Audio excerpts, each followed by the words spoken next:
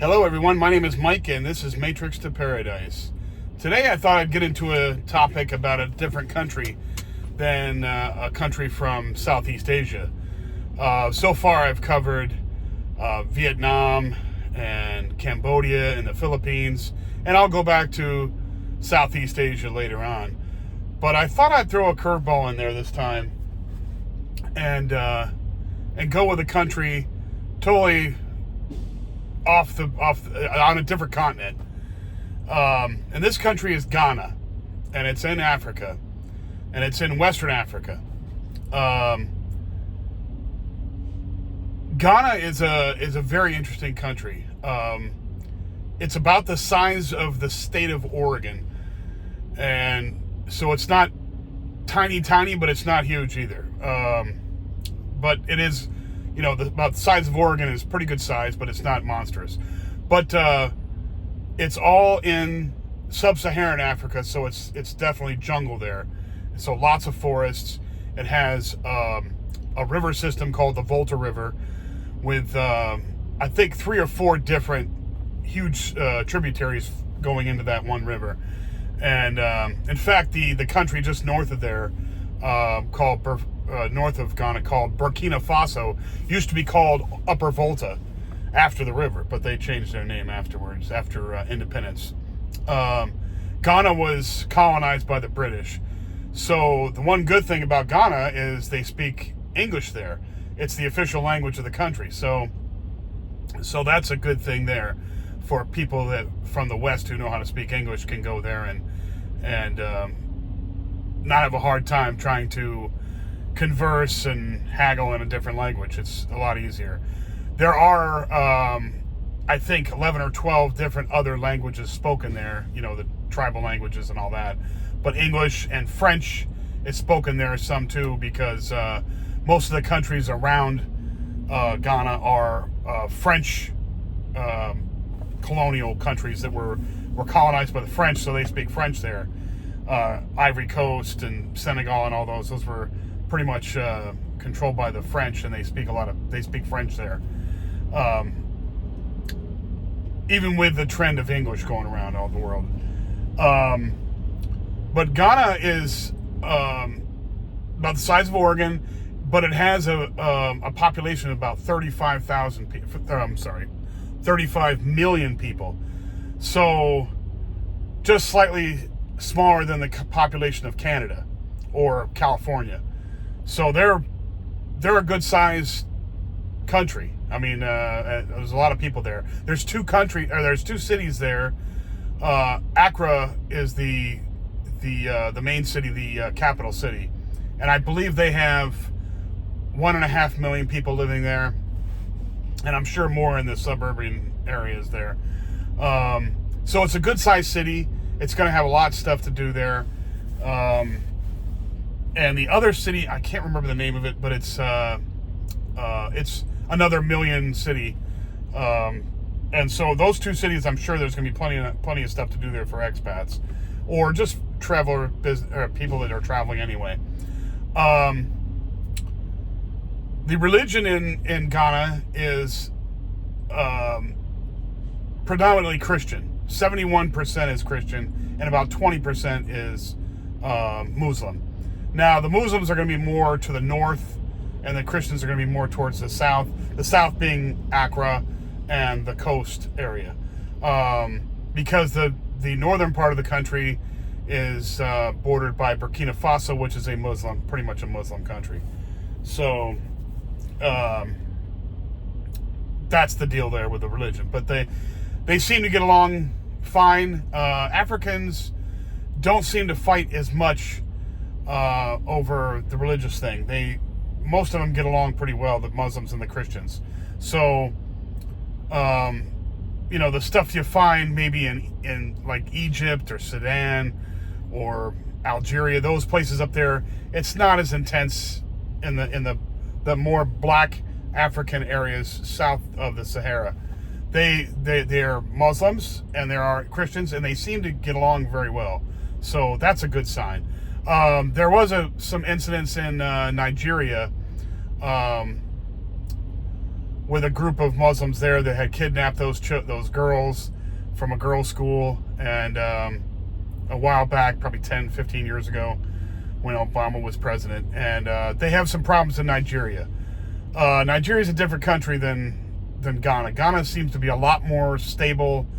It's not as crowded. It's not as big, but it's not as crowded, as far as density is concerned.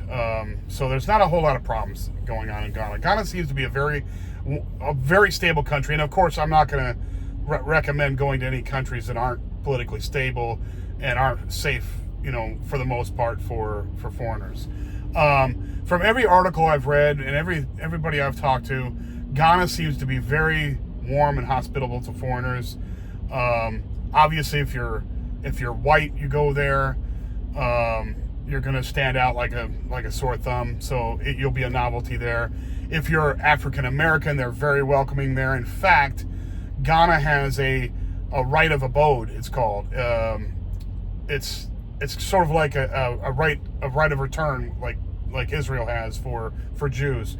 You can, if you're of African descent, you can move to Ghana without a visa, without a work permit. You can go there, live there, and then you can apply for citizenship right away. So,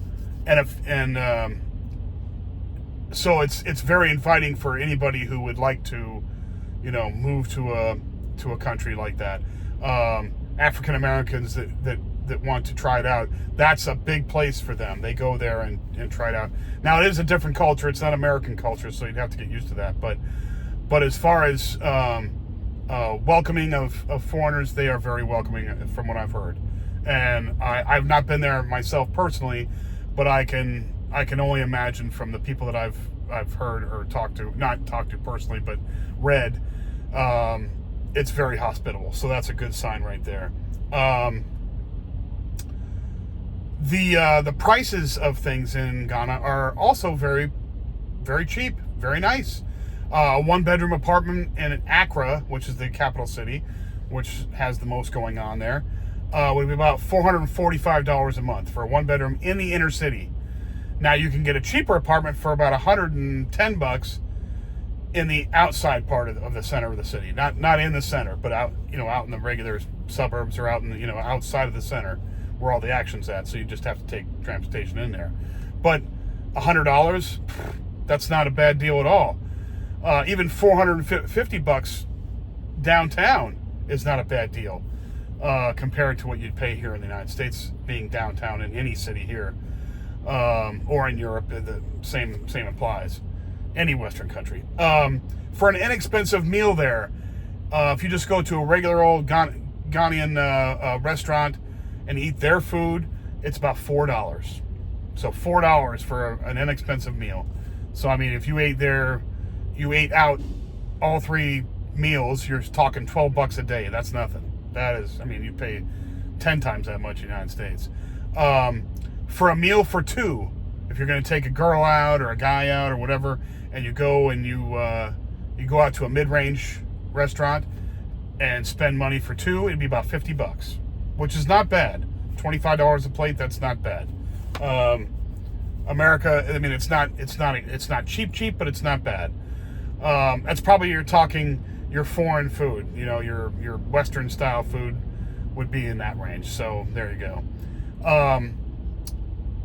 They are very cheap with their fast food. Fast food, like say a McDonald's, meal there would be about $7. So that's half the price you'd pay in America for a fast food meal now. At least half. A pint of beer there, it's about $1.20. A pint of draught beer, 1 pint, 16 ounces, about $1.20. That's not a bad deal at all.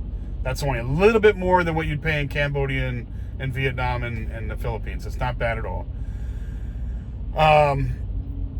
The sights to see in Accra are in Ghana are Accra the city. Obviously, there's going to be a lot of stuff there, a lot of museums, a lot of different things to do there, a lot of sights to see in the city. The big sites are the World Heritage sites. They have 3 large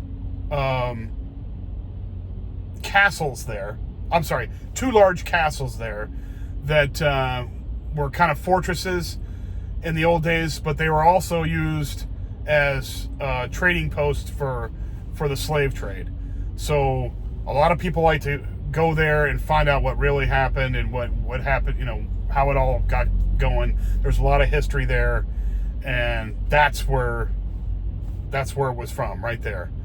And so you get to learn the history right from the people that live there, not just from, you know, American textbooks or anything. You get to learn right from there.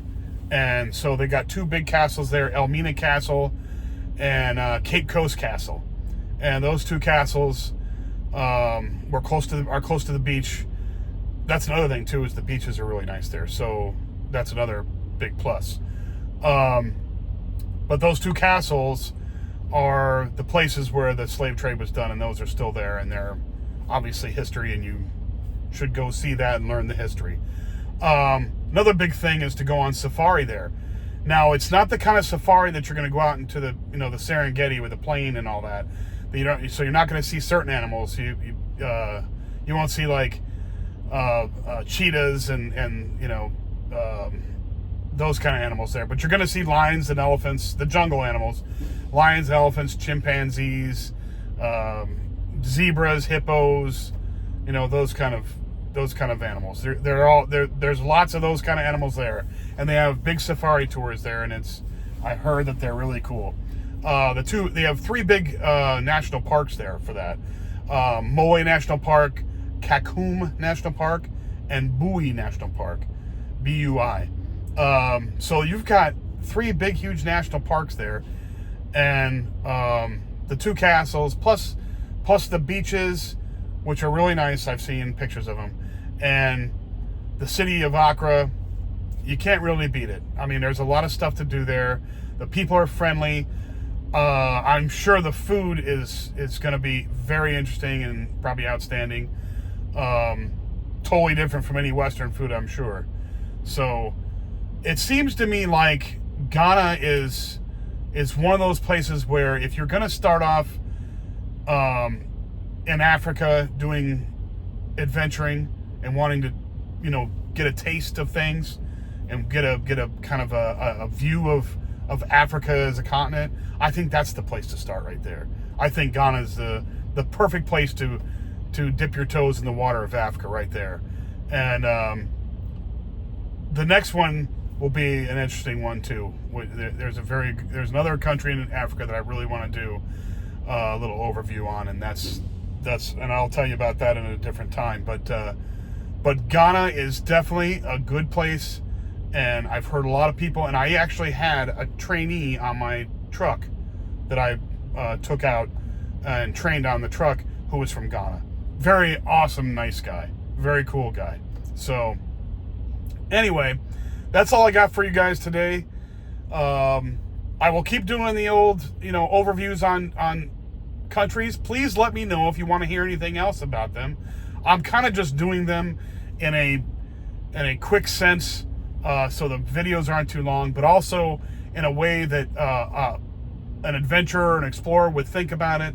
You know, you want to go someplace where it's politically stable and the prices aren't too crazy and there's stuff to see and do and that kind of thing. So that's what I'm doing. So if you guys have any comments or ideas, let me know in the comments section. I'll be happy with that.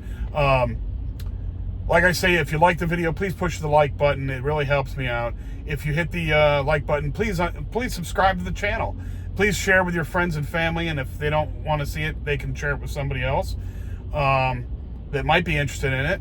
And I appreciate everything. Please, thank you. Please for doing that, or thank you for doing all this, and thank you for watching my videos. And I will be back with more.